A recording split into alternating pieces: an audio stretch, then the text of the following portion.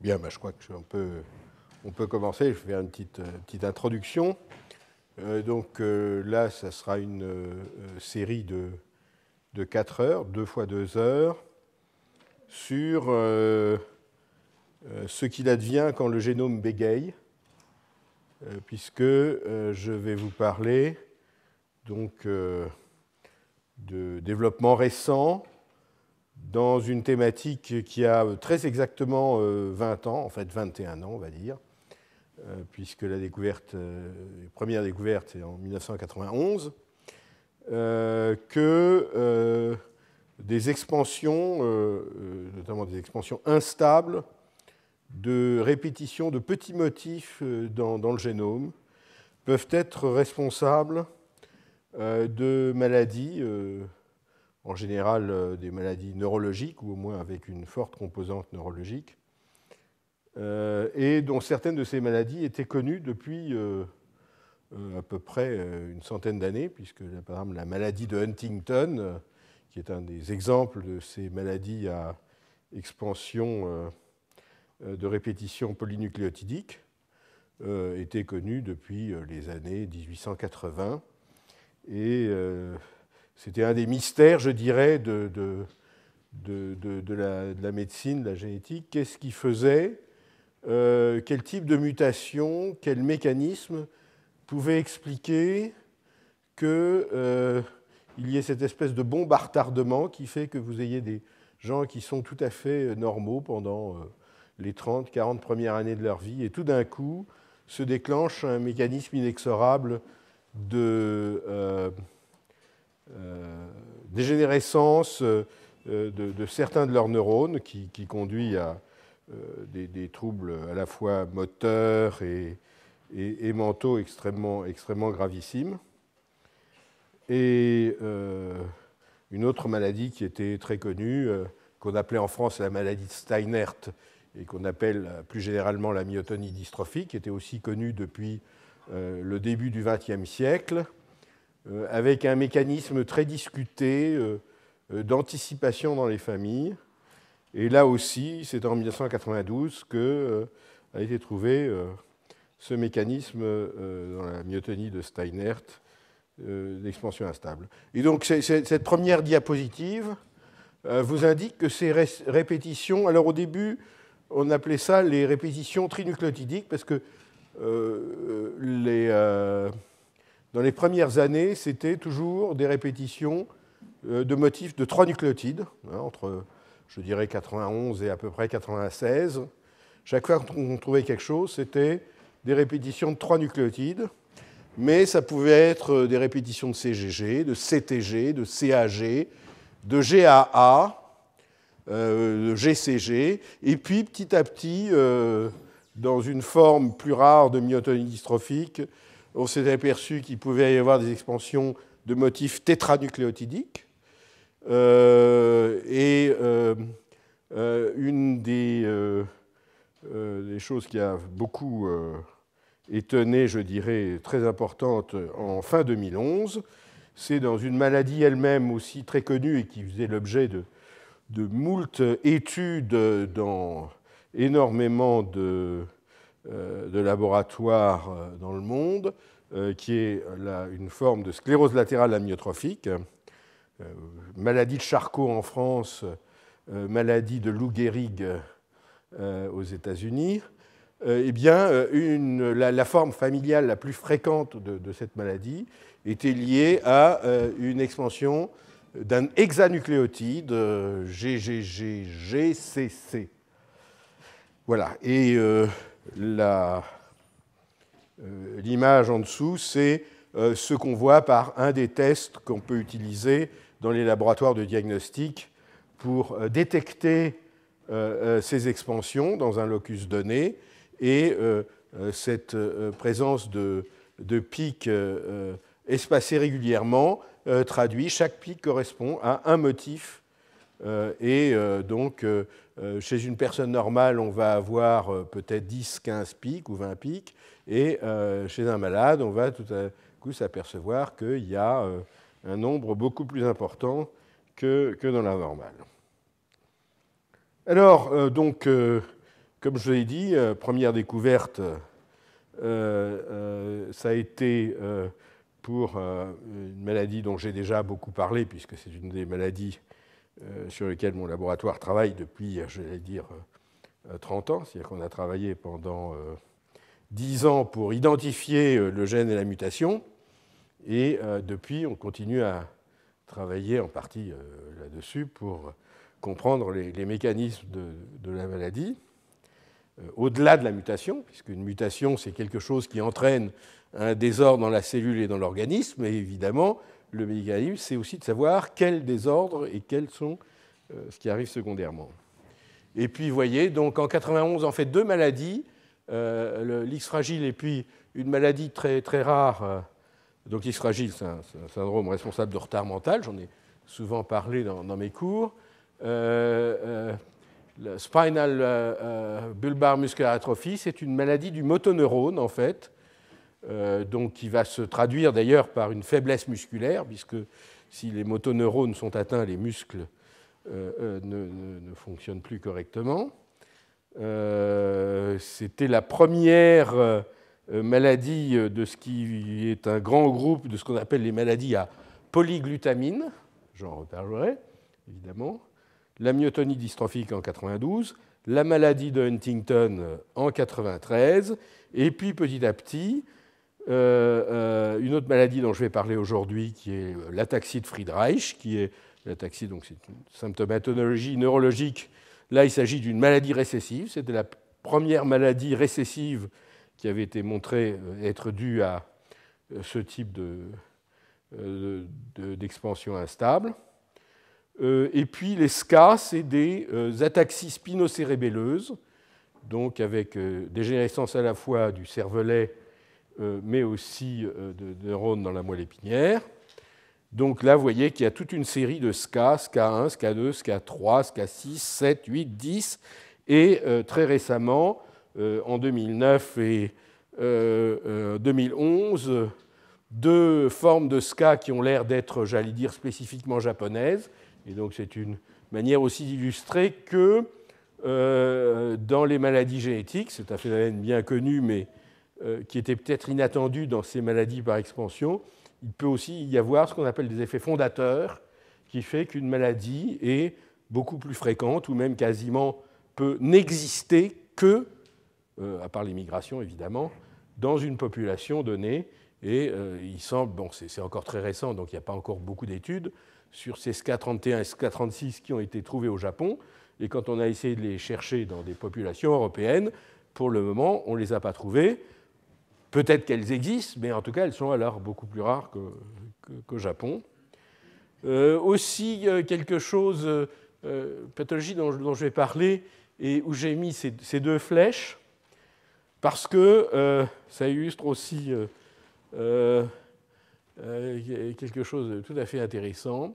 C'est pour la même expansion, mais simplement de taille différente, dans le même gène, on a mis 10 ans pour s'apercevoir, c'est collectivement tous les gens, notamment en fait les généticiens cliniciens, puisque c'était eux qui étaient au contact des familles et des malades, pour s'apercevoir que alors qu'une grande expansion qui est associée à un phénomène épigénétique de méthylation de l'ADN est responsable du retard mental avec X fragile, qui est donc une maladie qui entraîne une déficience intellectuelle très tôt dans l'enfance. En fait, il y a une déficience cognitive, je dirais, qui est visible dès, je dirais, première année ou les 2 premières années de vie.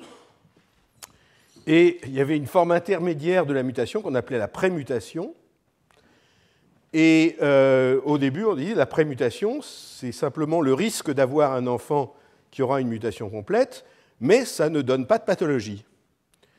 Eh bien, ça a mis 10 ans pour qu'on s'aperçoive qu'en fait, la prémutation était associée à une maladie totalement différente, une maladie d'âge de début tardif, commence vers l'âge de 50-60 ans, avec pénétrance incomplète, c'est-à-dire tous les porteurs de la prémutation ne développeront pas la maladie, mais c'est quand même une pénétrance de probablement de 60%, c'est-à-dire que 60% des porteurs auront cette maladie de type un peu parkinsonien, ataxie, tremblement, liés donc à la prémutation. Donc ça vous montre que quelquefois, on peut avoir la mutation, et c'est peut-être pas si évident que ça, de savoir quel est le phénotype clinique qui peut être associé à cette mutation. Et donc, en 2011, cette découverte qui a fait énormément de bruit, dans une forme de sclérose latérale amyotrophique, mais une forme particulière qui est aussi associée dans les familles et chez les patients avec une forme de démence, là aussi une maladie qui commence relativement tard dans la vie, une démence frontotemporale qui, après la maladie d'Alzheimer, est la deuxième cause de démence chez les personnes âgées. Donc, ces expansions, il y en a des petites, il y en a des moyennes, il y en a des énormes. Donc ça, c'est déjà une première typologie. Une deuxième typologie, c'est où elle se trouve dans le gène. Et vous savez que les gènes sont composés de parties codant pour la protéine qu'on appelle les exons. Et ces exons, en fait, codent pour un messager. Ce messager code pour la protéine.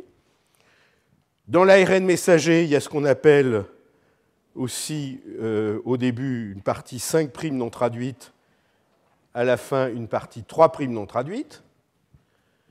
Entre les exons, dans le gène, il y a les introns. Et entre les gènes, il y a des régions extragéniques, et notamment, en amont du gène, il y a en général les séquences régulatrices qu'on appelle les séquences promoteurs.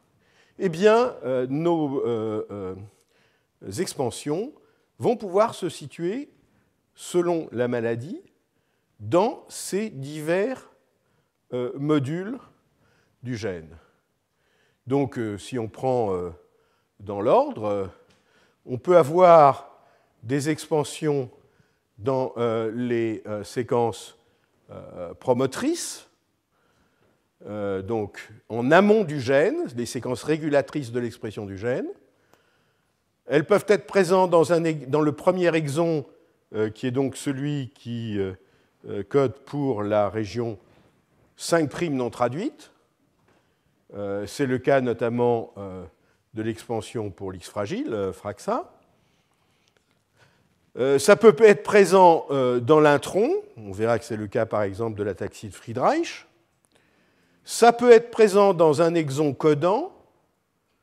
Alors ça, c'est par exemple toutes les maladies dites à polyglutamine. Et ça peut être présent dans la partie 3' non traduite, donc le dernier exon du gène.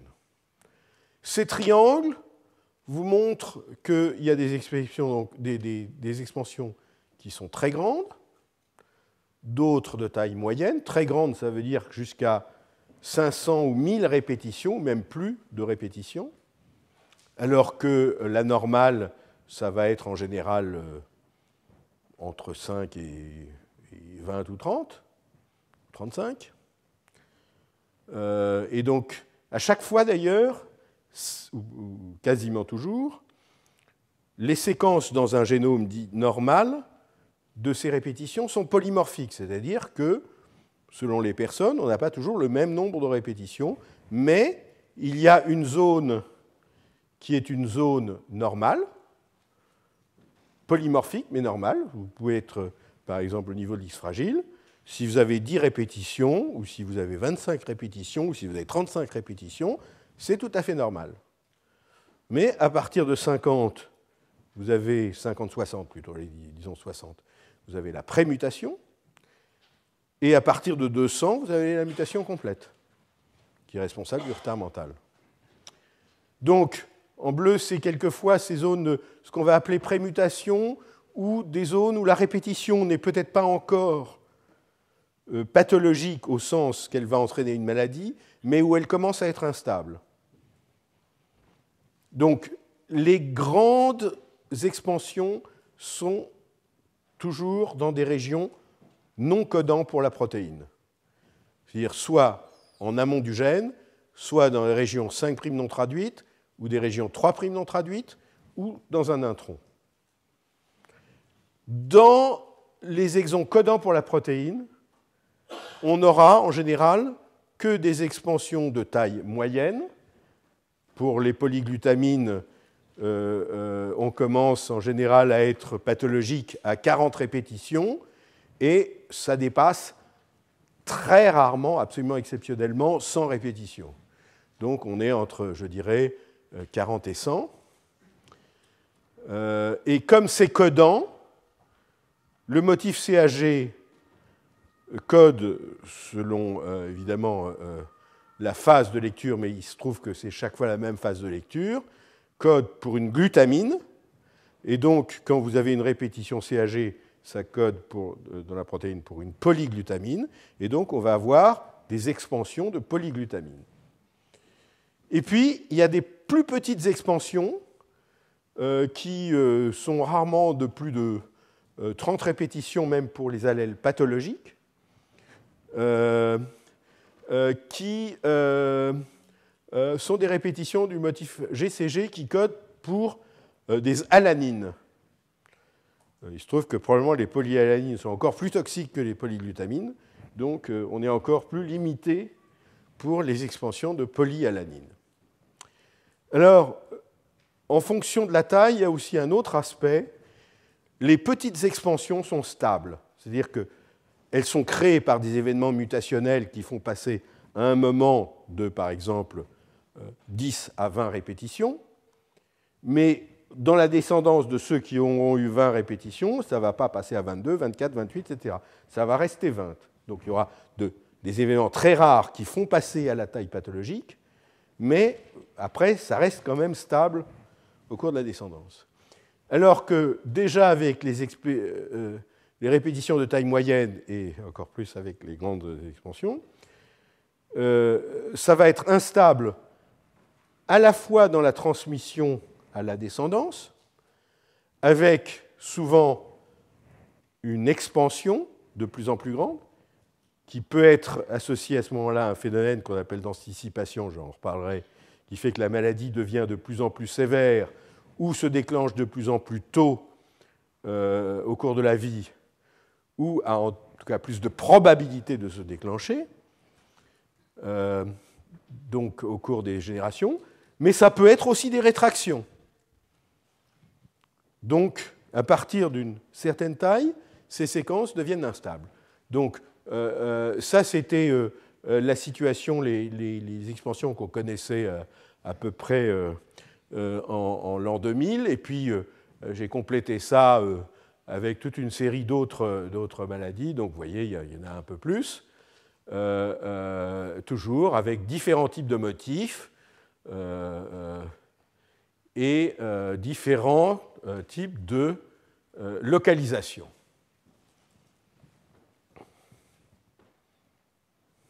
Alors voilà, ça c'est juste pour illustrer que deux papiers parus dans le même numéro de la revue prestigieuse Neurone en octobre et puis un autre publié en décembre dans Lancet, ça c'est deux groupes, un groupe américain, mais aussi avec des Finlandais, c'est assez important parce qu'en fait, on va s'apercevoir que cette forme de la maladie est particulièrement fréquente en Finlande, un autre groupe américain et puis un groupe belge. Tous rapportent la même chose, dans une forme particulière, familiale, mais aussi dans des formes sporadiques d'ALS, donc de sclérose latérale amyotrophique, amyotrophic lateral sclerosis, mais où on peut trouver aussi des gens qui vont développer cette démence frontotemporale, ou dans les mêmes familles, on a des gens qui vont avoir une ALS et d'autres une démence frontotemporale.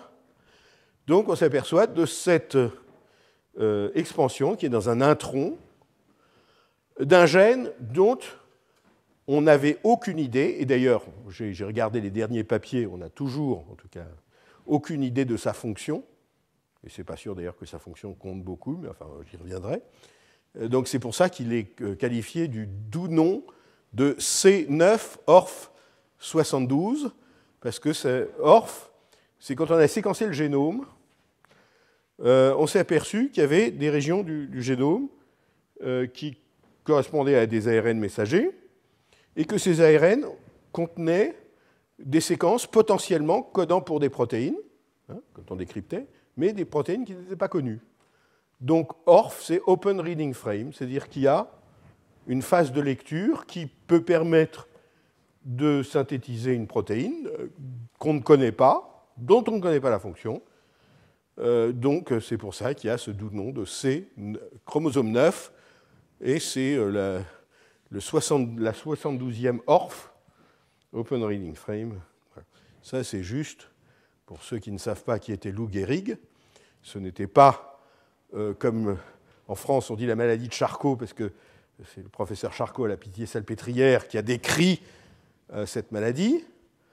Aux États-Unis, ça s'appelle Lou Gehrig's disease, parce que Lou Gehrig était un des plus grands joueurs de baseball dans les années 30, dont la carrière a été soudain, alors qu'il était en pleine gloire, terminée parce qu'il a développé cette maladie motoneurone, et il est mort en quelques années, comme en général on meurt pour cette maladie. Donc aux États-Unis, on appelait ça le Lou Gehrig's disease.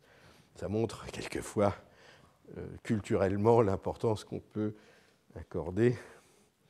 Voilà.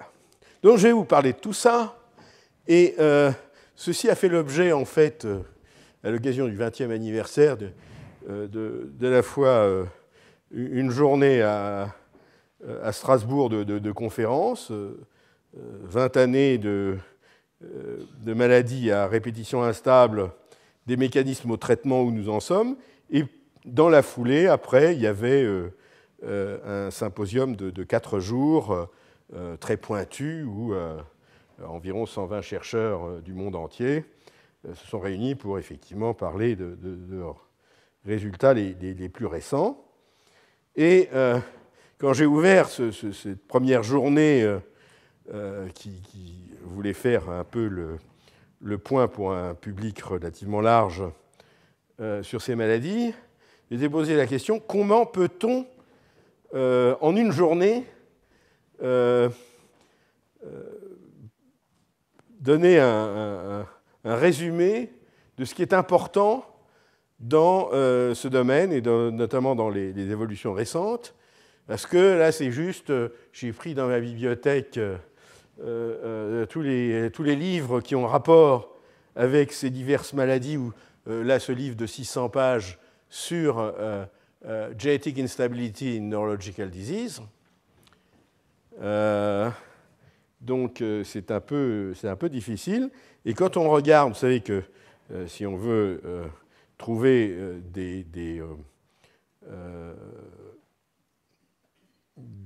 références de publication sur un domaine donné, on fait directement ce qu'on appelle une recherche dans la base de données PubMed du NIH. Et si on regarde dans PubMed, j'ai arrêté de regarder en juin 2009, mais en juin 2009, quand vous demandiez combien il y a de publications sur Triplet Repeat Expansion, il y en avait 2750, alors qu'il y en avait 1400 en 2003. Si vous mettiez CAG Repeat, vous en aviez 2600. Si vous aviez CGG Repeat, 700. Si vous demandiez par contre pour les gènes atteints, par exemple la huntingtin pour la chorée de Huntington, 1300, la frataxine pour l'ataxie de Friedreich, 500, FMRP, la protéine déficiente dans l'X fragile, 430, etc. Donc vous voyez, et là j'ai plus fait pour ce cours, voir en 2012, on est à combien. C'est un domaine énorme, j'allais dire, qui est en expansion, aussi instable que les répétitions du même nom. Donc ce que je vais faire, j'ai déjà passé 20 minutes à ne rien dire, enfin, pas grand-chose, c'est d'une part la première heure, donc ça sera à la fois des généralités et puis de vous dire quelques mots de plus sur les découvertes très récentes dans SLA et maladie de Charcot et ataxie cérébraleuse. Et la deuxième heure, ça sera de regarder deux pathologies, l'X fragile et l'ataxie de Friedreich, qui ont en commun d'être ce qu'on appelle des maladies à perte de fonction et qui ont aussi en commun que cette perte de fonction est liée à des mécanismes épigénétiques qui entraînent une inactivation de l'expression partielle ou complète du gène en question. Donc c'est pour ça, parce que ces deux maladies ont donc des choses en commun, bien qu'elles soient très différentes du point de vue clinique, que je vais vous parler du dysphragie et de l'ataxie de Friedreich. Et puis, la semaine prochaine, je consacrerai 2 heures aux maladies à ce qu'on appelle gain de fonction, que j'appellerai plutôt gain de propriété toxique. Soit parce que les protéines qui sont codées par les gènes où il y a eu l'expansion acquièrent des propriétés toxiques, notamment donc c'est les expansions de polyglutamine, soit parce que l'ARN messager qui contient ces expansions, ou quelquefois le pré-messager aussi d'ailleurs, devient lui-même toxique. Donc c'est ce qu'on appelle les maladies à ARN toxique. Alors, je ne peux donc pas faire, je dirais, un cours complet sur tous les aspects de ces maladies. Donc ce que j'ai fait, c'est de regarder un petit peu dans les papiers récents des choses intéressantes, et aussi, parce que je suis quand même médecin, de voir qu'est-ce qui bouge ou qui est susceptible de bouger dans les développements de stratégies thérapeutiques. Puisque, par exemple, pour une maladie telle que la maladie de Huntington, qui est, je dirais, probablement une des maladies les plus effroyables qui soit, et pourtant dans les maladies génétiques, par à la fois ce qu'elle cause aux malades, mais aussi par l'effet qu'elle a sur la famille, eh bien, il y a effectivement, le gène maintenant a été identifié, la mutation en 1993, et il n'y a toujours pas de thérapeutique qui soit basée sur le fait qu'on ait compris quelle était la mutation et quel est le gène. Et c'est vrai que c'est évidemment pour les familles, ils sont dans l'attente de ces choses-là. Alors juste un petit peu quand même un aspect historique, simplement pour illustrer que la science, quelquefois, va dire des choses qui se révèlent peut-être pas tout à fait vraies. Il y a des controverses, que ces controverses finissent par être résolues, mais que ça prend quelquefois beaucoup de temps.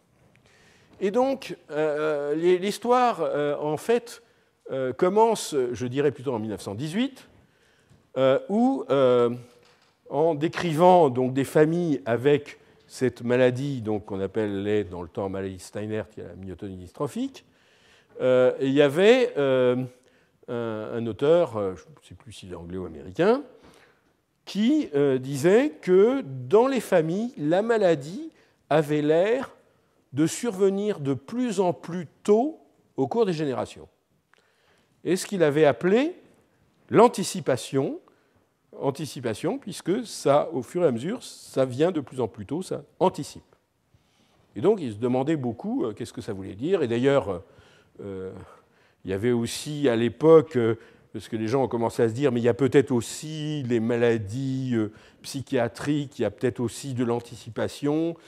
Et certains ont interprété ça comme une nécessité pour éviter la dégénérescence croissante dans la population de politique eugéniste. C'était cette notion d'anticipation. On dit si ça va aller de plus en plus mal, il faut arrêter les choses parce que sinon on va être complètement dégénéré. Bon. Donc en 1918, on propose que, notamment dans la myotonie dystrophique, il y a de l'anticipation, parce qu'effectivement, il y a des formes tardives et il y a des formes du jeune adulte, des formes de l'enfant et même des formes néonatales, gravissimes. Et on a l'impression que, au fur et à mesure des générations, on passe de formes adultes tardives à des formes de l'adulte jeune, de l'enfant, et puis tout d'un coup à ces formes néonatales. Et puis, en 1948, un très grand généticien qui s'appelle Leonard Penrose, vraiment un des très très grands généticiens de l'époque, anglais, fait une modélisation mathématique et dit mais en fait tout ça c'est dû à un biais de recrutement et un biais d'observation.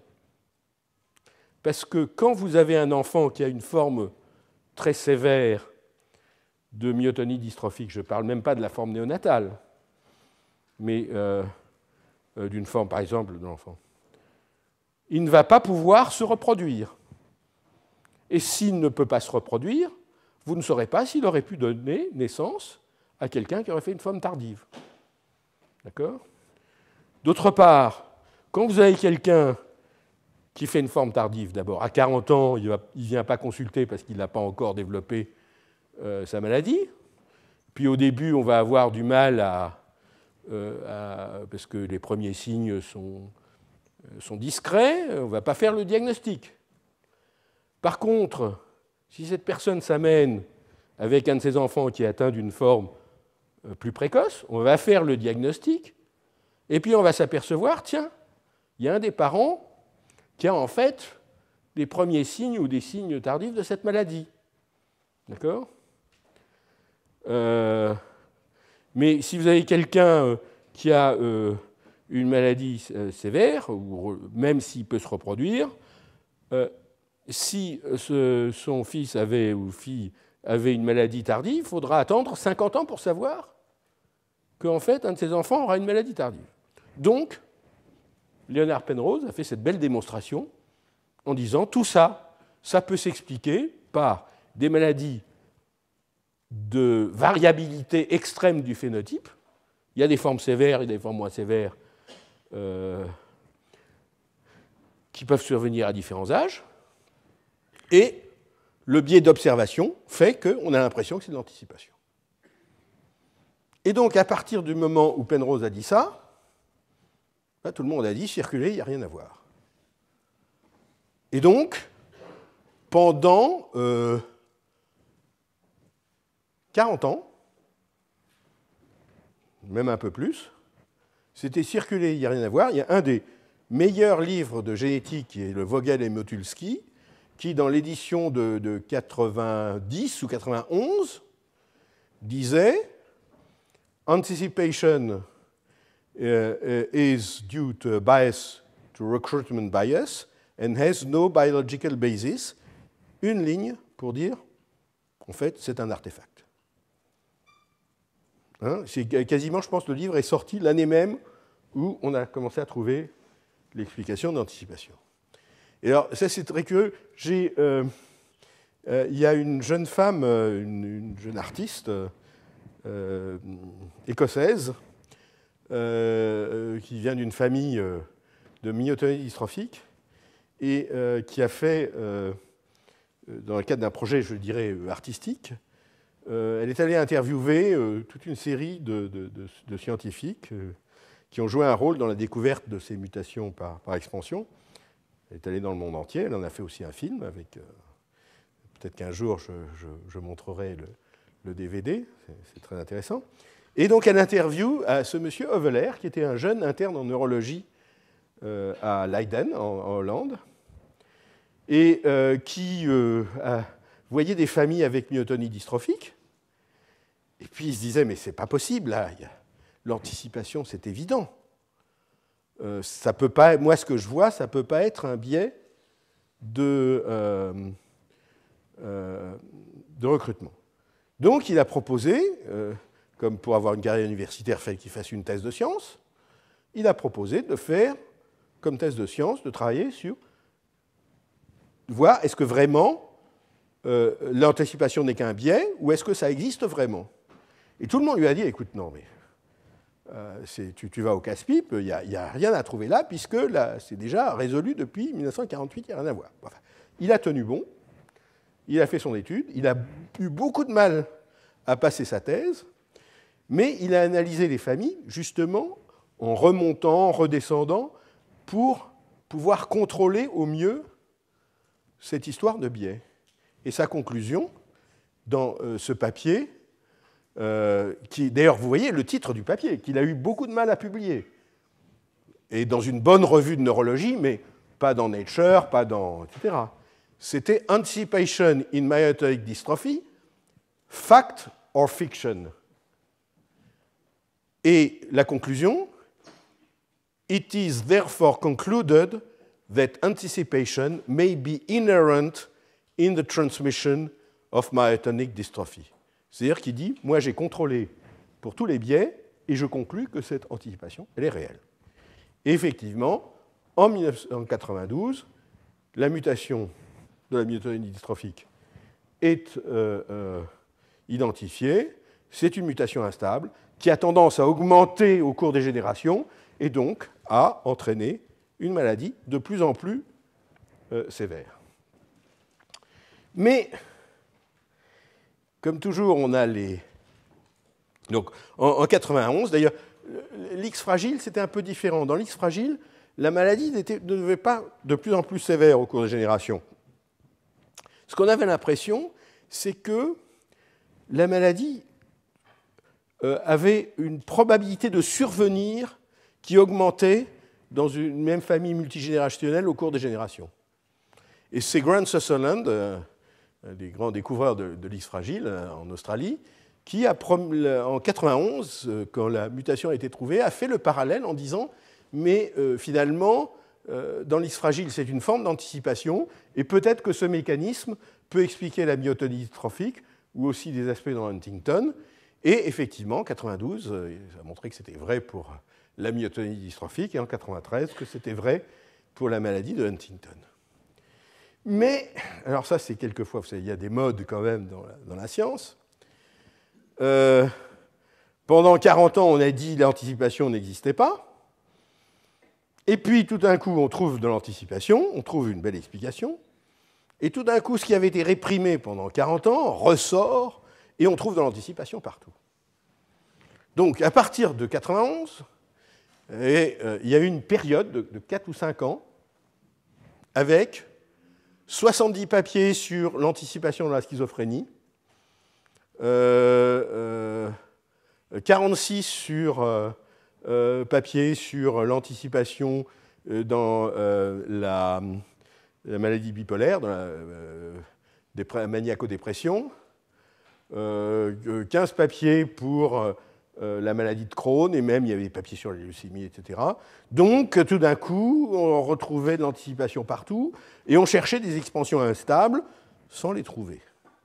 Mais beaucoup de papiers, et en fait, parce qu'ils avaient quand même oublié que Penrose n'avait quand même pas complètement tort, et que si vous avez des maladies d'expression clinique variable, le biais de recrutement va faire que ça aura l'air d'aller dans le sens de quelque chose qui est pluriel. Donc, pour tout ça, au bout de 4 ou 5 ans, ça s'est éteint, mais ça c'est juste pour vous donner un peu la bibliométrie.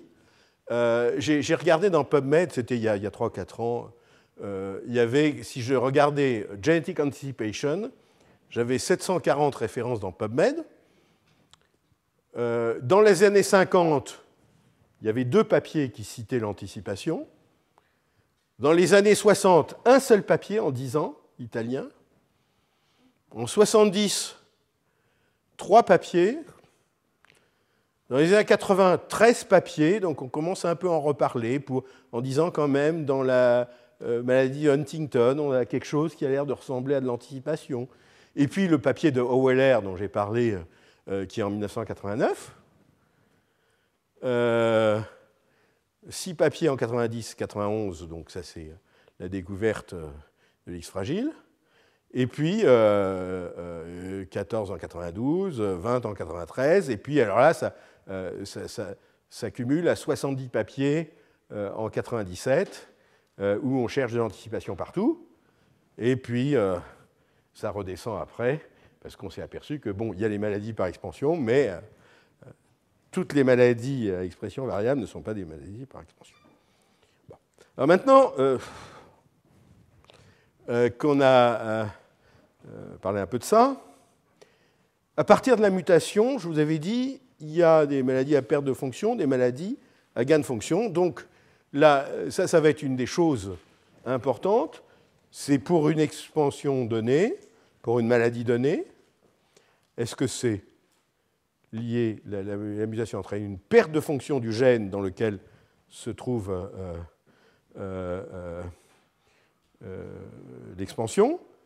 Parce que si c'est une perte de fonction, à ce moment-là, il faut essayer de comprendre la fonction du gène et de la protéine, parce que c'est peut-être là que peuvent se trouver des solutions aussi thérapeutiques, ou simplement pour comprendre la physiopathologie. Donc, est-ce que c'est une perte de fonction?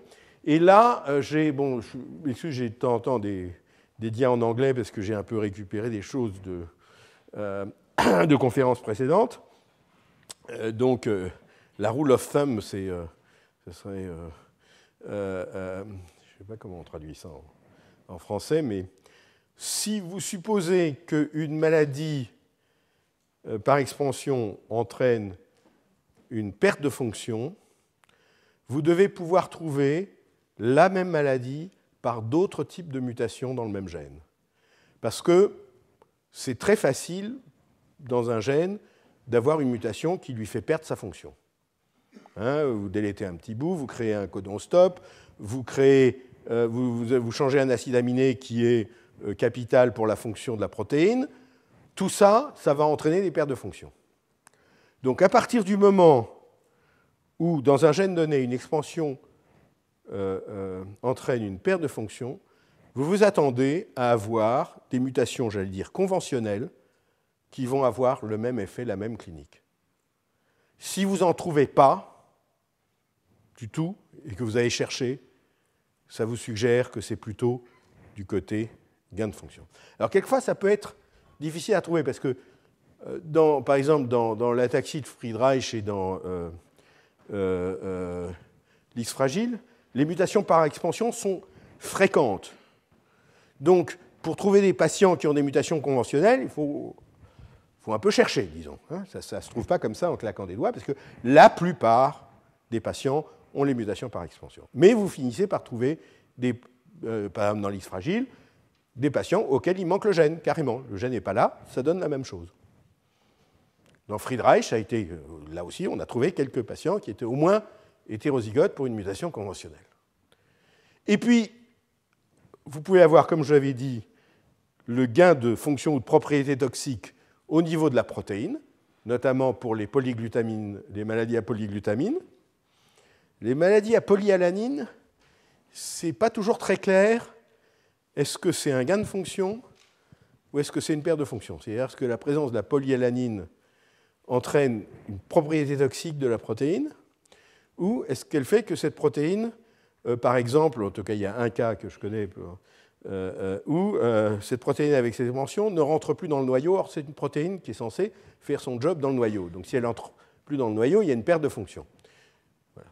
Et le gain de fonction toxique au niveau de l'ARN, donc c'est le cas de la myotonie dystrophique, c'est aussi le cas de ce Fragile X Tremor Ataxia Syndrome qui est associé à l'expansion modérée au niveau du locus X fragile, la prémutation, enfin ce qu'on appelait la prémutation. Mais comme dans toute chose, les interprétations simples sont souvent trop simples. Alors simplement pour ceux qui sont intéressés, il y a une revue récente en 2010 où il donne une liste quasiment complète des maladies par expansion à cette époque, en vous disant quelles sont effectivement les caractéristiques cliniques principales, quelle est la répétition, où cette répétition est localisée, et ensuite, est-ce que c'est un gain of function au niveau de l'ARN ou au niveau de la protéine polyglutamine, ou est-ce que c'est un loss of function, et là par exemple par hyperméthylation, donc par mécanisme épigénétique. Donc vous voyez ici gain of function. Et puis de temps en temps, vous voyez que on n'est pas très sûr, ça pourrait être un RNA gain of function, mais peut-être qu'il y a aussi un gain of function au niveau de la protéine, et peut-être aussi une loss of function. C'est une forme très rare de maladie de type Huntington, HDL2. Donc on n'est pas toujours quand même complètement sûr. Et puis, très récemment, donc ça continue, hein, y en a un qui est particulièrement complexe, qui s'appelle SCA8, où on se dit que ça peut être à la fois un RNA gain of function et peut-être aussi une polyglutamine gain of function, parce que la répétition, il y a plusieurs transcrits dans cette région, et selon le transcrit, donc l'ARN qui est produit, ça peut être soit un ARN non codant, et donc on est dans le gain of function, ou au contraire codant pour une protéine, et donc ça peut donner un gain de fonction au niveau de la protéine. Donc ça, c'est... voilà. Et puis, comme le savent les amateurs de 100p, rien n'est simple et tout se complique. Et parce que on s'aperçoit de plus en plus qu'un gène, il est transcrit dans une certaine direction, mais souvent, vous avez des transcrits qu'on appelle antisens, c'est-à-dire qu'ils sont transcrits sur l'autre brin dans l'autre direction. Et ça veut dire quoi? Que quand il y a une expansion dans un sens, il y a une autre expansion dans l'autre sens, et puis cette expansion dans l'autre ARN, elle peut être non codante, alors que dans le premier ARN, elle est codante. Donc, il y a effectivement, vous voyez par exemple, si vous avez dans le DNA CTG, ça donne dans le RNA CAG et des polyglutamines, mais s'il y a un antisens, ça peut donner un RNA avec du CTG. Or, on sait, dans la myotonie dystrophique, ou CUG, ce qui est toxique, c'est le RNA avec du CUG. Donc, est-ce que l'antisens peut faire de la toxicité, ou même il y a de la toxicité de la protéine, mais que l'ARN lui-même pourrait avoir une toxicité. Par exemple, pour une des maladies à polyglutamine qui s'appelle SCA3, il y a des gens qui ont fait des modèles dans la drosophile où ils déduisent qu'il pourrait y avoir, au moins en partie, une toxicité due à l'ARN. Donc, si vous voulez, on n'est peut-être pas toujours complètement noir et blanc. Le problème, c'est aussi quelquefois de savoir, OK, ça existe, mais quelle est l'importance, en fait, dans l'expression pathologique?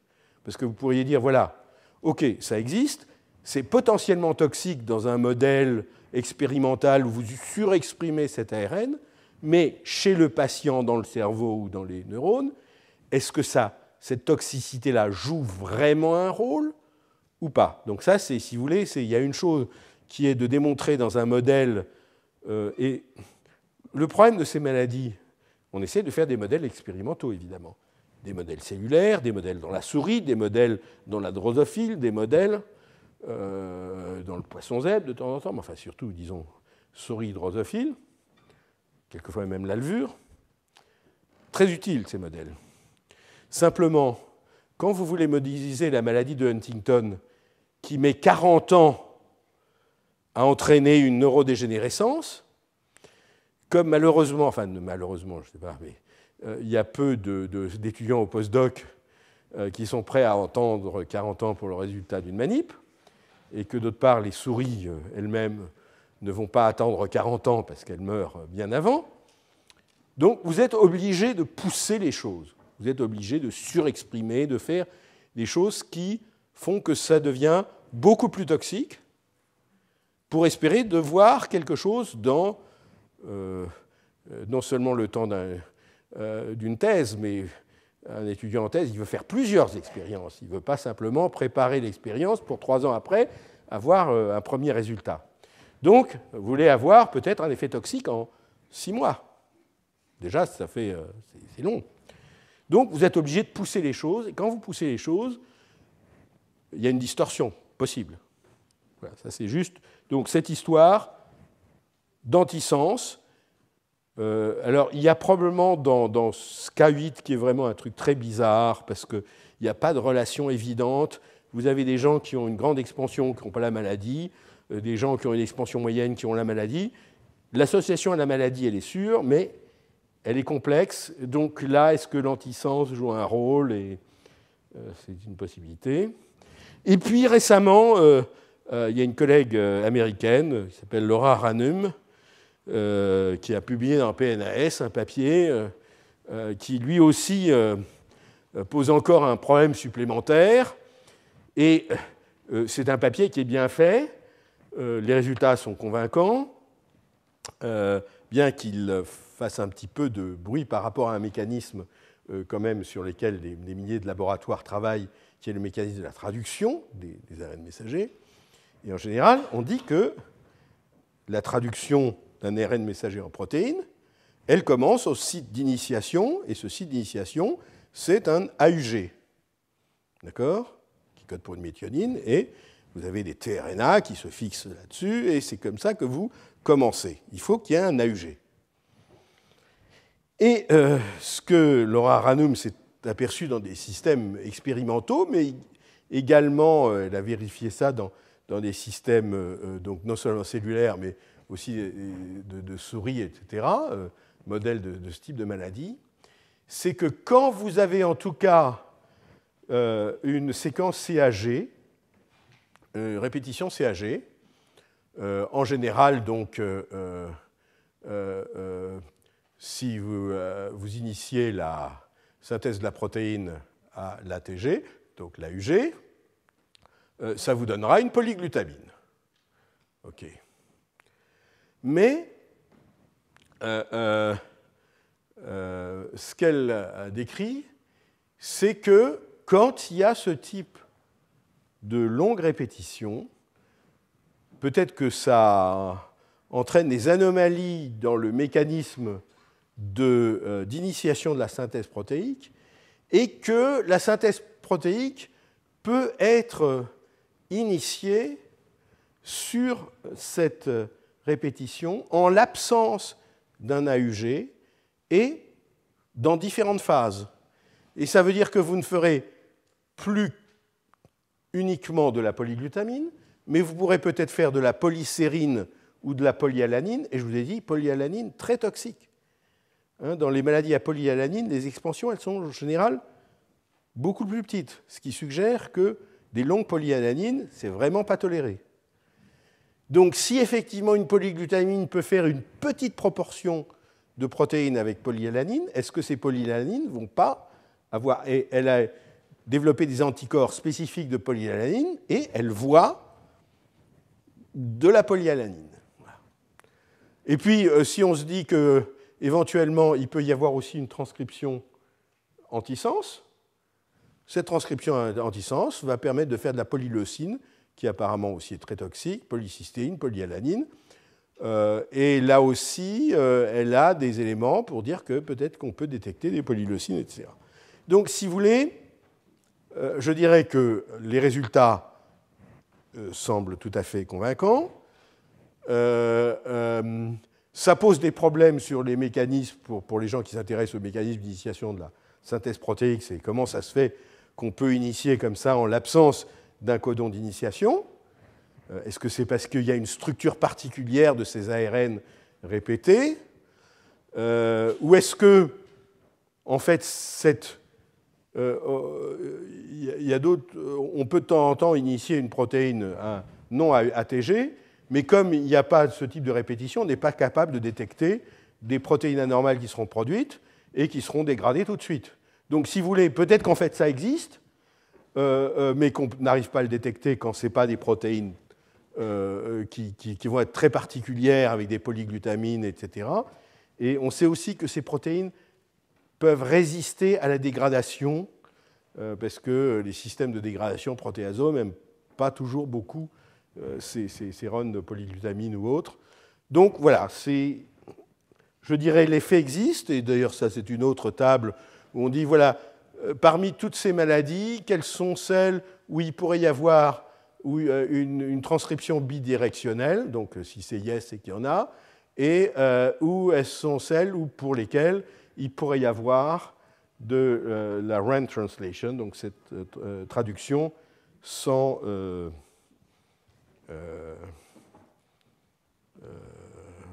codon d'initiation. Bon, alors maintenant, on va parler comme toujours, je suis en retard. On va parler d'instabilité. Alors ça, c'est-à-dire pourquoi ces répétitions sont instables. Et d'abord, quand est-ce qu'elles sont instables? Alors je vous ai dit, elles sont instables au cours des générations. Donc, c'est une instabilité, en principe, germinale, au cours de l'oogénèse ou au cours de la spermatogénèse, ou peut-être au cours de l'embryogénèse très précoce.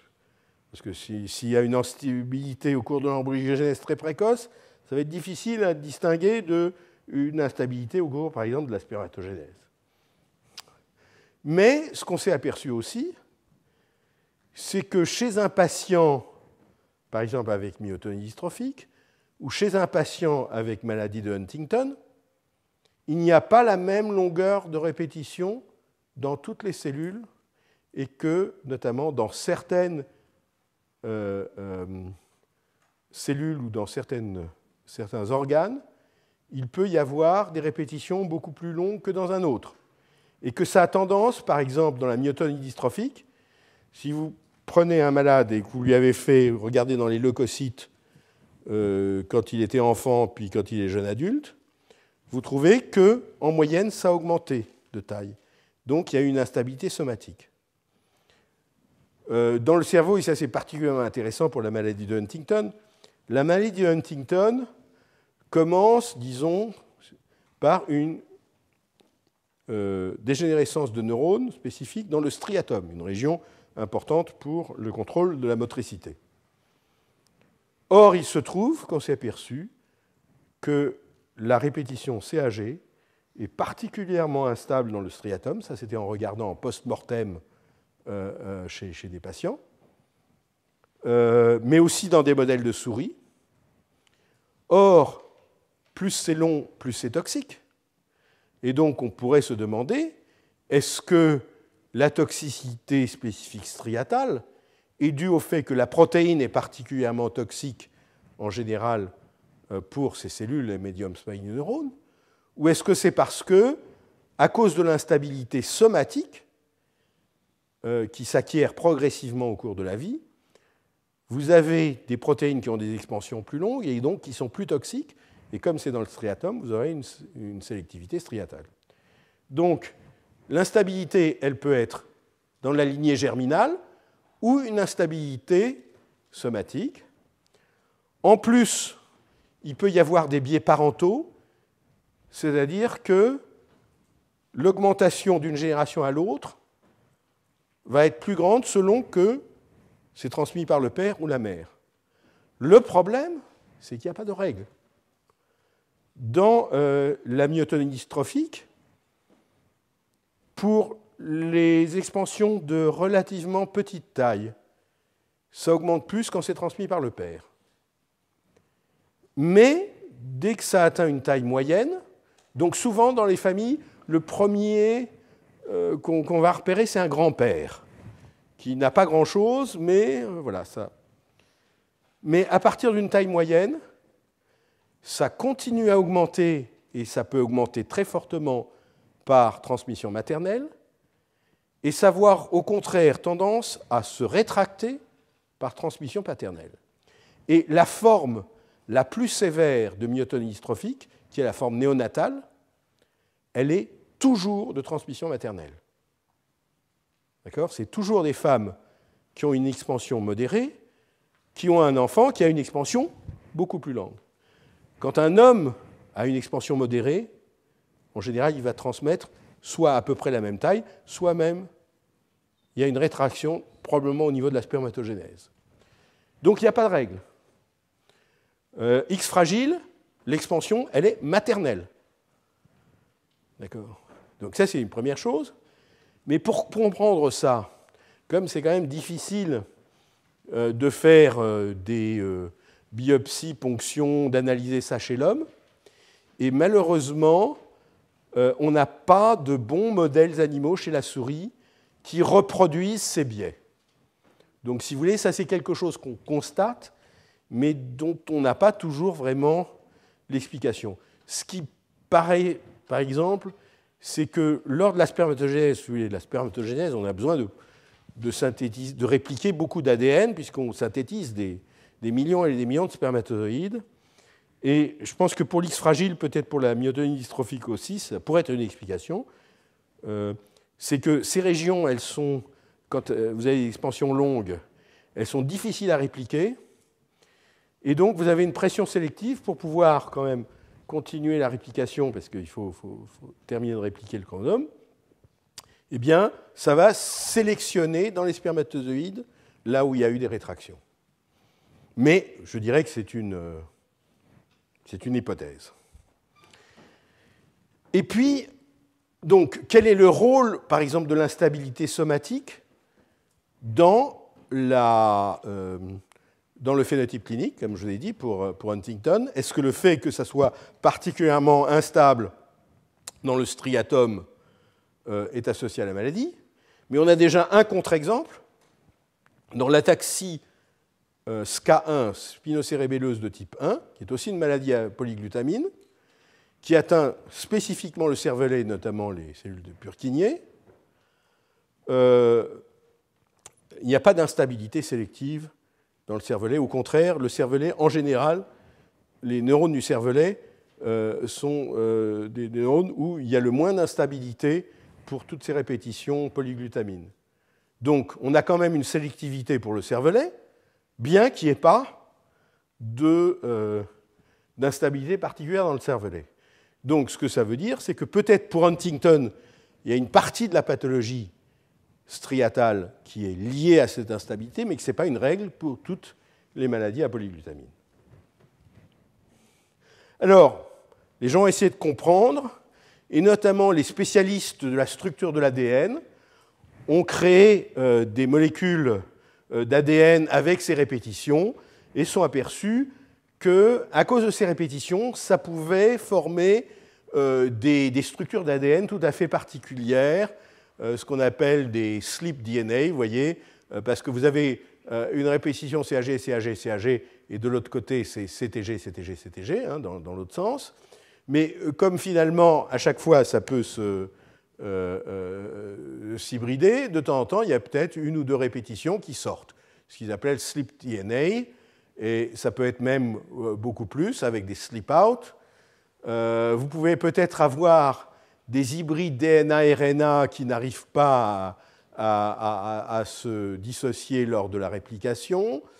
Avoir au niveau, alors ça, soit ADN, soit ARN, des formes comme ça, simples brins, notamment pour les CUG, les CCUG, qui forment donc ce qu'on appelle des hairpins, des boucles et des épingles à cheveux. Et si vous voulez, d'une manière générale, les gens se sont dit, voilà, ces structures particulières, par exemple au niveau de la réplication ou au niveau de la réparation de l'ADN, pour expliquer, par exemple, l'instabilité somatique, le problème de l'instabilité somatique dans les neurones l'ADN ne se réplique pas dans les neurones. Donc, si vous avez une instabilité, elle ne peut pas être au cours de la réplication. Ça ne peut être que de l'instabilité au cours de la réparation de lésions. Donc, est-ce que si ce type d'anomalie se forme, ça va essayer d'être réparé, ça va faire des problèmes lors de la réparation, et ça va finalement créer une instabilité supplémentaire.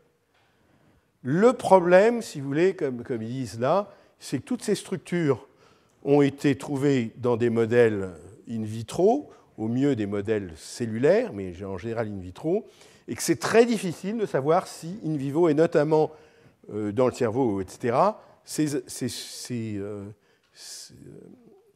structures existent. Il y a par exemple, pour le GAA de l'ataxie de Friedreich, il a été décrit in vitro que ça peut former de l'ADN à 3 brins, triple strand, hein, en revenant sur elle-même. Mais est-ce que ça existe dans la vraie vie?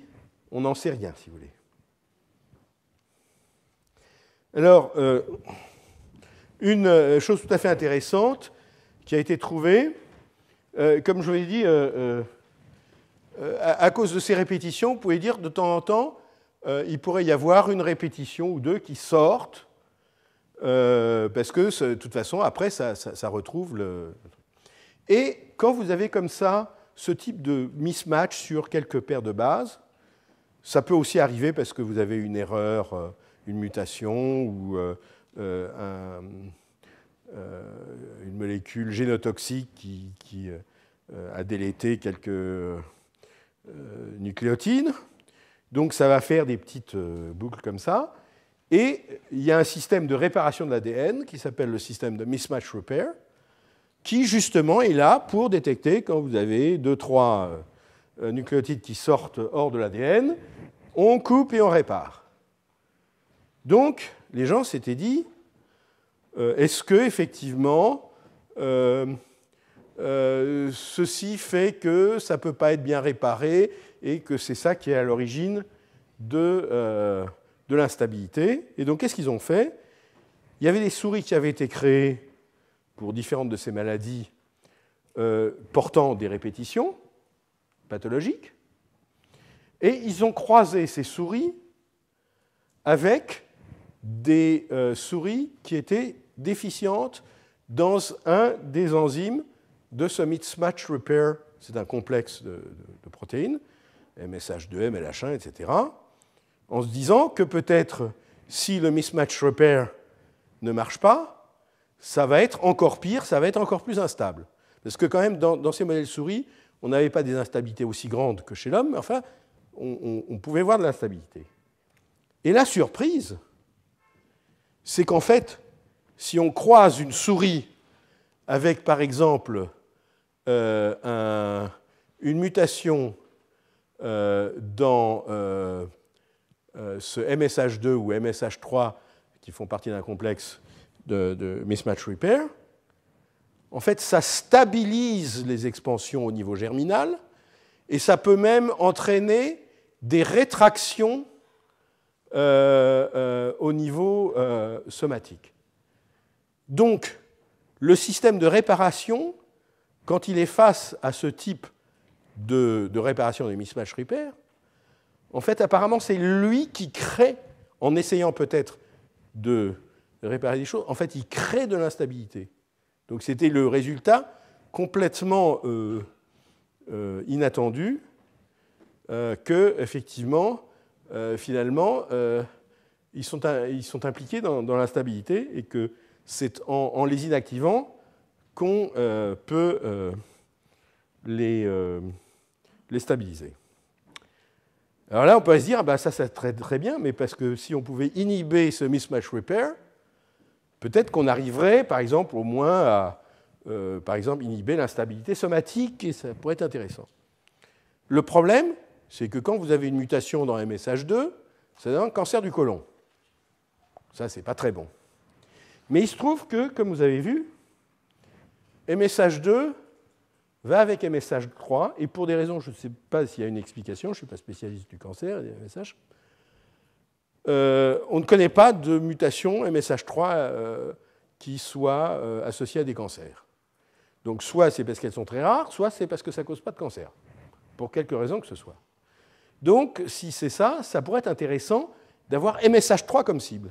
Et là, simplement, j'espère que vous arrivez à voir. Donc là, qu'est-ce qu'on fait? C'est des modèles Huntington avec une répétition CAG grande, et on mesure ici la taille de l'expansion, qui est autour de 100 CAG. Ça, c'est dans l'ADN de la queue de la souris. Quand vous regardez cette même souris dans le striatum, vous voyez qu'il y a toute une série de pics qui vont dans les tailles plus grandes. Donc, qu'est-ce que... bon, je vais aller... Mais je ne vois pas très bien. Ah oui, ben, je crois que c'est très pâle. Enfin, je vais le raconter. Donc, ils ont pris ces souris Huntington et ils ont croisé soit à des mutants de souris dans MSH6, soit à des mutants de souris dans MSH3. Première chose, dans MSH6, que vous ayez MSH6 ou vous n'en ayez pas du tout, ça ne change rien à la stabilité. Donc MSH6 ne joue pas de rôle. Quand vous faites la même chose avec MSH3, et moi je n'arrive plus à voir, mais en fait, dans les souris MSH3-, vous n'avez plus d'instabilité dans le striatum. Donc ça, c'est au niveau de l'ADN. Et puis, on peut le revoir aussi parce que les très grandes répétitions entraînent des protéines anormales qui s'agrègent dans les neurones et qui peuvent être détectées par des anticorps spécifiques. Et vous voyez que quand on a... donc ça, c'est les colorations brunâtres. Quand vous avez croisé la souris Huntington, mais que les gènes MSH3 sont encore présents, vous avez cette protéine anormale. Quand vous êtes avec une souris qui est hétérozygote, un allèle MSH3 actif, un inactif, vous voyez déjà beaucoup moins, c'est ici quantifié, de cette protéine anormale. Et quand vous êtes avec MSH3-, vous avez beaucoup moins de cette protéine anormale. Donc, ce qu'on peut se dire, c'est que là aussi, MSH3 joue un rôle dans l'instabilité, et que si on arrivait à inhiber MSH3, ça pourrait être intéressant. Et comme MSH3 n'a pas l'air associé au cancer, ça rend peut-être une cible thérapeutique intéressante. Bon, je crois que je vais m'arrêter pour 3-4 minutes pour vous laisser le temps de souffler, nécessité physiologique éventuelle, s'il y en a, questions éventuelles s'il y en a aussi, et on recommence dans 4 ou 5 minutes.